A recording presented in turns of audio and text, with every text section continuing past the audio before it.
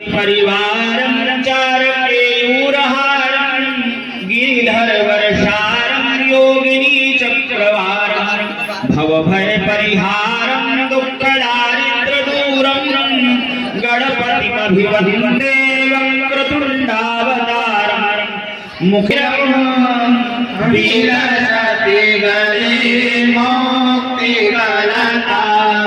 जैसा कि आप विजुअल्स देख रहे थे, देवकली तीर्थ में संपन्न हुआ उपनयन महोत्सव का दिव्य अनुष्ठान।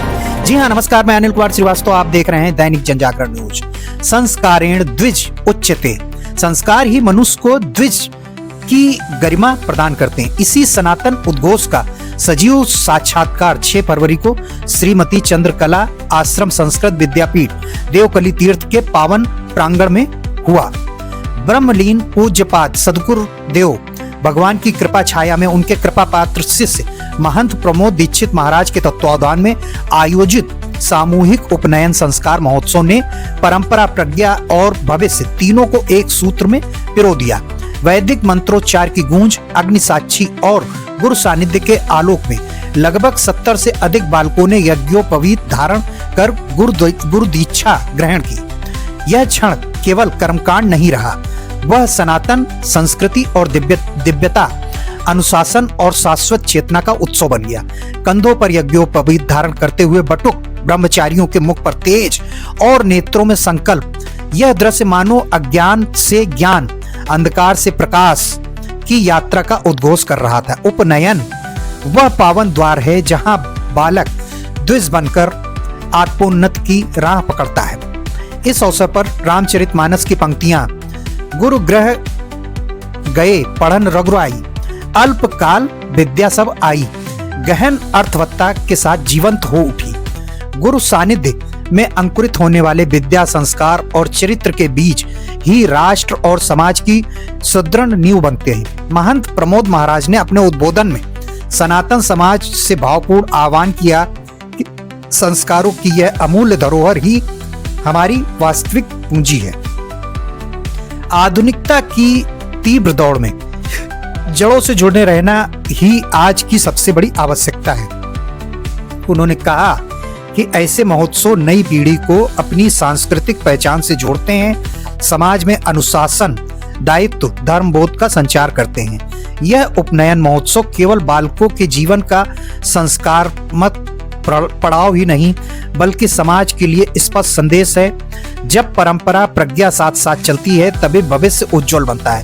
देवकली तीर्थ का यह आयोजन सनातन चेतना के अक्षय प्रवाह का सशक्त प्रतीक बनकर स्मृतियों में अंकित हो गया। यूं ही हमें देखते रहने के लिए लाइक, सब्सक्राइब जरूर करें, क्योंकि आपका सब्सक्रिप्शन हमारे मनोबल को बढ़ाएगा और हमें आगे बढ़ने के लिए प्रेरित करेगा। आइए देखें क्या बोले यहाँ के महंत। नमस्कार, मैं अनिल कुमार श्रीवास्तव, आप देख रहे हैं दैनिक जनजागरण न्यूज। आज हमारी मौजूदगी है देवकली तीर्थ के स्वर्गीय श्रीमती चंद्रकला विद्यापीठ आश्रम में, और हमारे साथ मौजूद हैं यहाँ के महंत प्रमोद महाराज जी, प्रमोद दीक्षित जी महाराज। सर, आपका बहुत बहुत स्वागत है। क्या था आज का कार्यक्रम? जी, आज जो गुरुकुल में श्रीमती चंद्रकला संस्कृत विद्यापीठ में जो अध्ययन कर रहे हैं बटुक ब्रह्मचारीगण, उनका यज्ञोपवीत संस्कार है। और जो समाज से जिन लोगों का यज्ञोपवीत होना है, जो शादी विवाह नजदीक है या धन के अभाव में नहीं कर पा रहे हैं, उन सबको लगभग सूचित किया गया था। जो लोग आ पाए हैं वो लोग आकर के उन सभी का यज्ञोपवीत संस्कार हो रहा है। जी सर, जैसा कि अभी हमने पीछे विजुअल्स में दिखाया, यज्ञोपवीत हो रहा है कार्यक्रम, इसके विषय में थोड़ा सा गहराई से बताइए क्या है? जी, देखिए, यज्ञोपवीत जो है, जब तक हम यज्ञोपवीत नहीं धारण करते हैं, ये कहा गया है कि जन्मना जायते शुद्रा संस्कारादित उच्यते। जन्म से तो सभी लोग एक ही जैसा जन्म लेते हैं, और उसके बाद जैसे जैसे हम लोगों के संस्कार होते हैं, संस्कार के बाद ही हमारी जो दिनचर्या है, जो हमारा नामकरण, उससे ही जाना जाता है। जैसे हम जब हमारा यज्ञोपवीत हो जाता है, यज्ञोपवीत के बाद गायत्री संध्योपासन होता है। सुबह शाम दोपहर 3 टाइम संध्योपासन करते हैं, मौन रह के भोजन करते हैं और भगवान सूर्य की उपासना, गायत्री माता की उपासना करते हैं, तभी हम लोग द्विज कहलाते हैं। सर, ये जो होना था यज्ञोपवीत, ये बसंत पंचमी में होना था, लेकिन उसकी जगह पे आज हो रहा है, ऐसा क्यों? जी, जिस लगभग 2002 से यज्ञोपवीत बसंत पंचमी के दिन ही होते थे, लेकिन इधर 2002 से अभी तक 2 बार बसंत पंचमी के दिन यज्ञोपवीत नहीं हो पाए हैं। उसका कारण रहा कि इसमें शुक्रास 11 दिसंबर से 1 फरवरी तक शुक्रास था। शुक्र और गुरु यदि अस्त होते हैं तो उस समय मांगलिक कार्य नहीं होते हैं, इसलिए 1 फरवरी को शुक्रोदय हुआ है और 5 फरवरी से लगने प्रारंभ हुई। आज 6 फरवरी को यज्ञोपवीत की पहली लगन है, तभी हम लोग आज 6 फरवरी को ही यज्ञोपवीत कर रहे हैं। जी सर, आप हमारे ऑडियंस को सनातन विषय पे अपने संदेश दें अपना, उससे पहले हम एक अपील करना चाहेंगे, यूं ही हमें देखते रहने के लिए लाइक सब्सक्राइब जरूर करें, क्योंकि आपका सब्सक्रिप्शन हमारे मनोबल को बढ़ाएगा और हमें आगे बढ़ने के लिए प्रेरित करेगा। सर, लखीमपुर जनपद के खीरी वासियों को, सनातन प्रेमियों को क्या संदेश देना चाहेंगे? जी, लखीमपुर खीरी के जितने सनातन धर्मावलंबी भाई बहन हैं, उन लोगों से सभी से हमारा एक अपील है, अनुरोध है। देखिए, सनातन धर्म जो अपना है वो आदि जिसका न कोई आदि है न अंत है। आज पूरे विश्व में सनातन धर्म ही था, बीच में ये छोटे छोटे उसमें शाखाएं फूट गईं और जो सनातन धर्म का या हिंदू धर्म का विरोध कर रहे हैं। लेकिन हम लोग सर्वे भवन सुखिनः सर्वे सन्तु निरामया के उद्देश्य से और वसुधैव कुटुम्बकम, विश्व को परिवार मानते हैं, सभी लोग सुखी हों, सभी का कल्याण हो, ऐसी भावना हमारे सनातन धर्म में है। और जब से हमारे गुरुकुलों का जब से जो है अंग्रेजों का शासन हुआ, फिर मुगलों का शासन हुआ भारत पर, तो हमारे गुरुकुल नष्ट कर दिए गए। जब से गुरुकुल नष्ट कर दिए गए, तब से जो हमारे बच्चे हैं, संस्कार नहीं है कि माता पिता भाई बहन की कैसी सेवा करना है, अपने से बड़े का कैसे आदर सत्कार करना है, समाज में कैसे रहना है, अपनी दिनचर्या हमारी कैसी होनी चाहिए, ये सब नहीं हो पाता है। तो आज के दिन में हम ये देख रहे हैं कि माता पिता बच्चे को जन्म देके पढ़ाई लिखाई करके नौकरी लगवाते हैं, उनको आज वृद्धाश्रम में डाल दिया जाता है।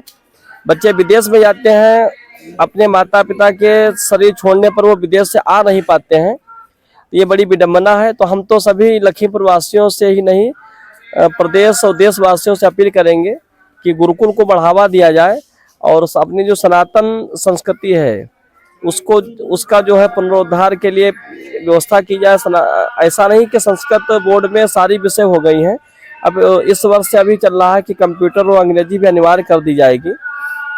तो यदि हम संस्कृत बोर्ड से गुरुकुल में रहकर के विद्या अध्ययन करते हैं तो उसके कई फायदे हैं। एक तो हम अपना आचार विचार नहीं भूलते हैं, सनातन धर्म का ही पालन करते हैं, अपने से बड़ों का सम्मान करते हैं और अपने जीविकोपार्जन के लिए हमको अर्थ भी मिल जाता है। तो हम तो सभी लोगों से अपील करेंगे कि गुरुकुल को बढ़ावा दिया जाए और सनातन धर्म में जो निहित शिक्षाएं हैं, विद्याएं हैं, उनका अध्ययन कराया जाए। प्राचीन काल में जो गुरुकुल में रह करके बच्चे हर विषय में पारंगत होते थे, भाई भाई में विवाद नहीं होता था, आपस में प्रेम स्नेह से रहते थे। इसलिए हम तो यही कहेंगे कि गुरुकुल को बढ़ावा देकर के गुरुकुल शिक्षा व्यवस्था लागू कराई जाए, तभी हमारा और हमारे देश का कल्याण होगा। इस तरीके के गुरुकुल जो है संस्कार पोषित शिक्षा देते हैं। चलते चलते सर, हम जहाँ पे खड़े हैं देवकली तीर्थ, सर इसका नाम देवकली तीर्थ क्यों पड़ा? जी, ये सब जो है ये 5200 वर्ष पुराना तीर्थ है और इस स्थान का नाम था देवस्थली।